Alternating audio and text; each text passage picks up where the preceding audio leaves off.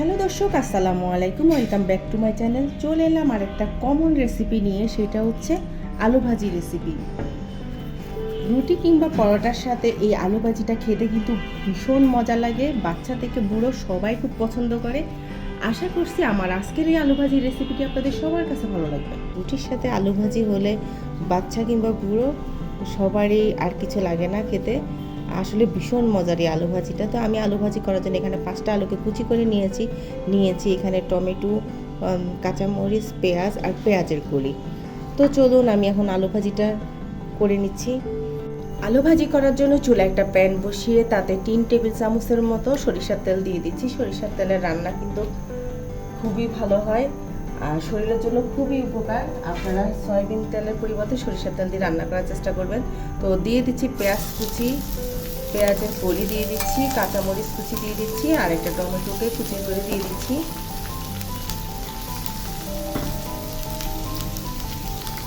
এখন দিয়ে দিচ্ছি 1 চামচ রসুন বাটা,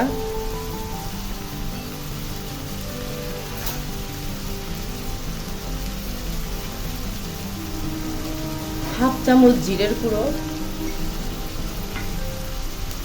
হাফ চামচের একটু বেশি হলুদের গুঁড়ো,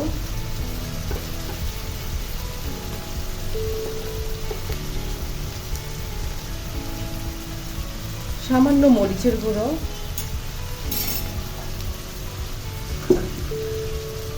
স্বাদ মতো একটু লবণ দিয়ে দিচ্ছি। এখন সবগুলো উপকরণ তেলের সাথে ভালোভাবে ভেজে নিচ্ছি।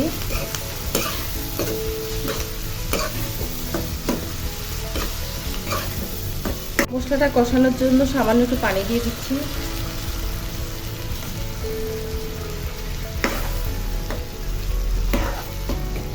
তো আমি 2-3 মিনিট এই মশলাটাকে ভালোভাবে কষিয়ে নিব।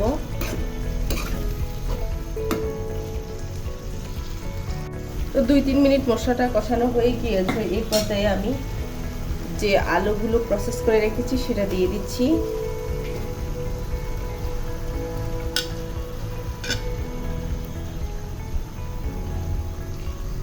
সবগুলো আলু দেওয়ার পরে এখন আমি উল্টে পাল্টে দিচ্ছি।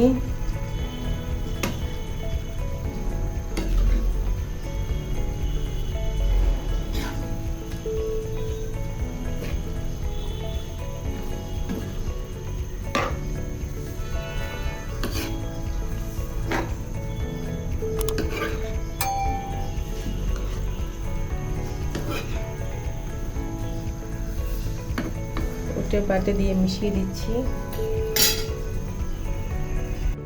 মিশিয়ে দেওয়ার পরে আমি আলুগুলোকে 2-3 মিনিট একটু কষাবো। তো 2-3 মিনিট পরে আমি পানি দিয়ে দিব একটু। তো 2-3 মিনিট আলুটা কষানোর পরে আমি একটু সামান্য পানি দিয়ে দিচ্ছি, কারণ এখনকার সিজনে আলুটা আসলে সেদ্ধ হয় না। আপনি তরকারি রান্না করবেন, তরকারি সেদ্ধ হয়ে যাবে কিন্তু আলু সেদ্ধ হবে না। তো সেক্ষেত্রে একটু পানি দিলে ভালো, যে তাড়াতাড়ি আলুটা সেদ্ধ হয়ে যাবে। তো আমি একটু নেড়ে চেড়ে মিশিয়ে দিচ্ছি। এখন আমি ঢাকনা দিয়ে দিচ্ছি, আলুটা সেদ্ধ হওয়া পর্যন্ত অপেক্ষা করব। তো কিছুক্ষণ রান্না করার পরে এখন আমি ঢাকনাটা তুলে নিচ্ছি। তো দেখুন আলুটা পুরোপুরি সেদ্ধ হয়ে গিয়েছে। হালকা একটু পানি আছে, সেটাও আমি শুকিয়ে নেব। তো এই পর্যায়ে আমি একটা ডিম ভেঙে দিচ্ছি।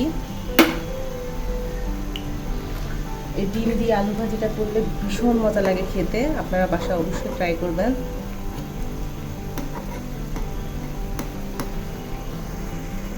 ডিমটাকে প্রথমে সাইডে রেখে ঝুরি ঝুরি করে নেবেন,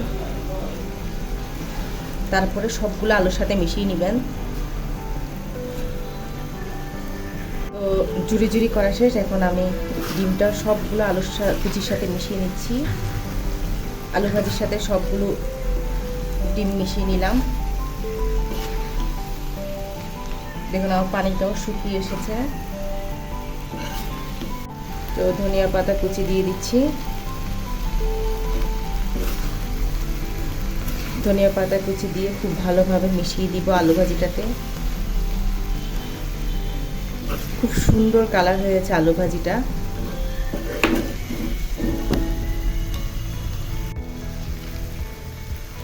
দেখুন খুব সুন্দর কালারফুল আলু ভাজি।